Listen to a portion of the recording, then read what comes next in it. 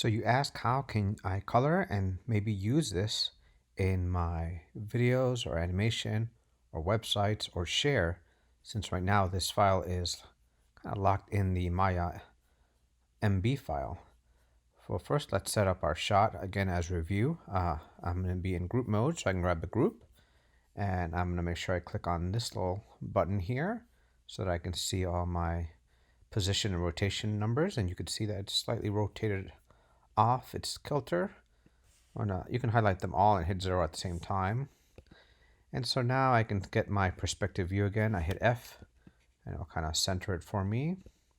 And so we have this nice view here that I can maybe use in some other media. I'm going to go to object mode so I can click on this guy. And to give this guy a shader, it's called a shader because it creates the illusion that there is 3D depth. It knows how to interact with the light using some physics. And so they're called shaders. And you right click on this. And after you right click on this and you go to the bottom there, you can see it says assign new material. You click on that. And without getting too much into shaders, just understand that 3D graphics has evolved since Toy Story, where the objects look very plasticky.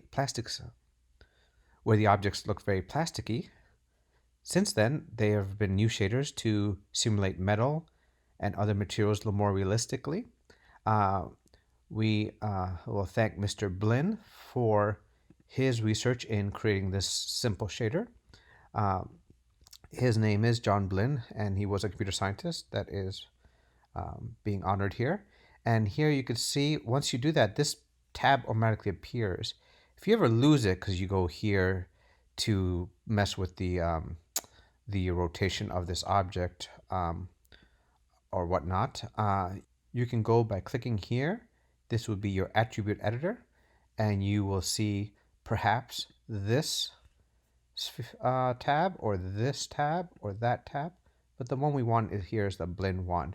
And of course you can change that to a different thing like ball color, and then we can click on this color swatch here, and let's pick a nice red.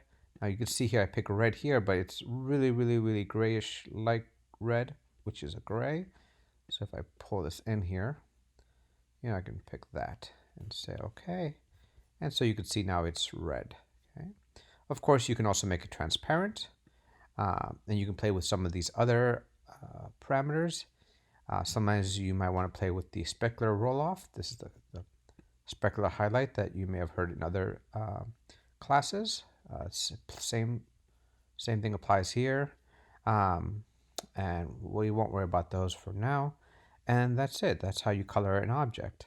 Let's do that one more time with the bed. Again, right click, assign new material. Let's do a blend and go up here to, let's make the bed a nice purple, and voila. Okay. Now, how do we render this out and eventually make a JPEG or PNG out of this? Up here, you see these little clipboards that look like we're in Hollywood. You click here, the one that's kind of empty. You click on that. And what it'll do, by default, it's using something called an Arnold renderer. We won't get into that, except that right now we're not using an Arnold shader, so you won't be able to see it here. So I'm gonna go here and click on this and pick Maya software, and then I'm gonna click on this again to render it again. And there you go. There's your rendered object. Okay. Now I did want to go into one more setting of the shader here, which sometimes I used for a little pizzazz. You can play with a little glow intensity. And let's render that out again. And you see there's a little glow if you're trying to make something like a lamp that glows in your room. Okay. Now this is a 2D rendered at 960 by 540, but say you want a higher resolution one, you go here to this little clipboard with the settings gear, right? Remember, gears always mean settings. And you'll see here, render using Maya software, make a PNG, and you go down here and you can see its image size. You can pick some of these standard sizes, or you could just type in something here, whatever you want, 1920 by 1080 if you're doing HD. And then I would go to this Maya software tab. By default, it's doing low quality, but we can increase that here, or I'd like to just go here and say, give me production quality, and that will raise that to higher quality with some extra passes to make it look a little more realistic. And now I render it out. It might take a little bit longer, but we'll start adding some extra passes of light to do some of those things that we learned in our still life of light bouncing off objects. Now, once you have that rendered window, now be careful not to go to the file here. That's the file of the Maya program. You want to go to the file here of the rendering window, right here, render view.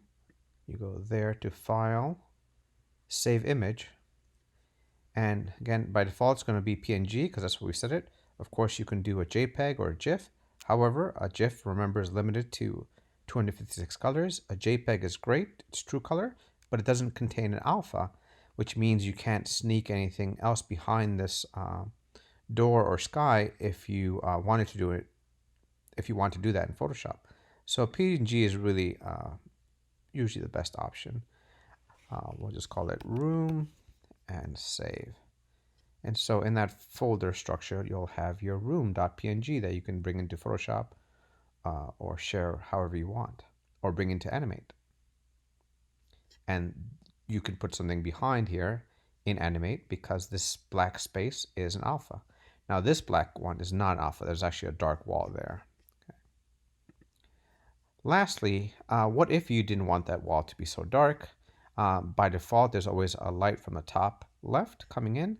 The second you click on any of these lights from the rendering tab up here, or if you go to create lights, the second you throw in any of these lights, it will get rid of the default one and it will leave you with the one that you chose or the multiple that you choose.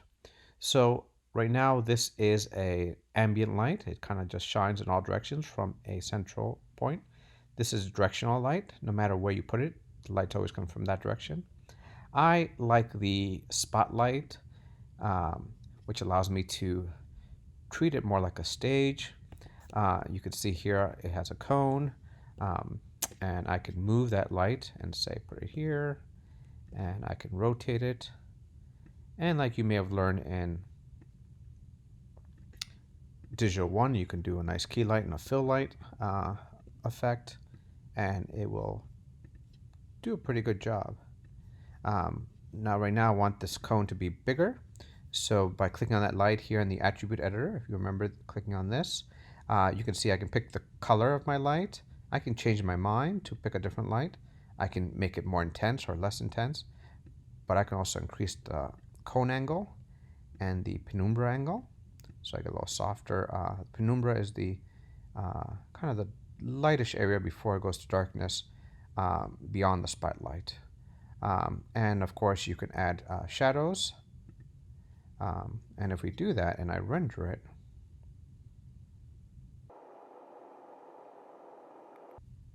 you can see the spotlight, you can see some shadows there.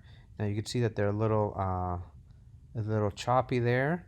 It's a pretty high resolution image I'm rendering, but my shadow resolution is low. It's 512, even though I'm doing HD 1920 by 1080.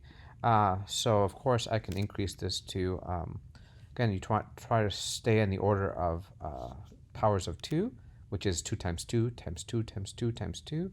So 1024 would be the next step, or 2048. And if you do that, you can also increase the filter size. That will also help it look nice. Go ahead and render this out, and you'll see the shadows will improve. A little nicer. Okay. Now, of course, I wouldn't want to have this one direct light. Like any other object, you can Command D this light to copy it. I'm gonna copy it, but I'm gonna rotate it. But this light, I'm gonna also go a little farther out to illuminate the whole room. Let's increase the angle. Let's lower the intensity. And okay, again, you can play with nice colors, contrasting colors. We want shadows. And let's rotate it down towards the room.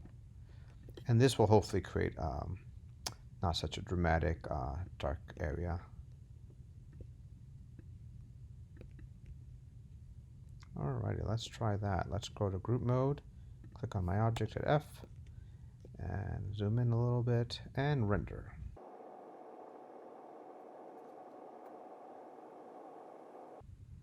That looks a lot better. It's some nice shadows, and now you can use this as you wish for your project.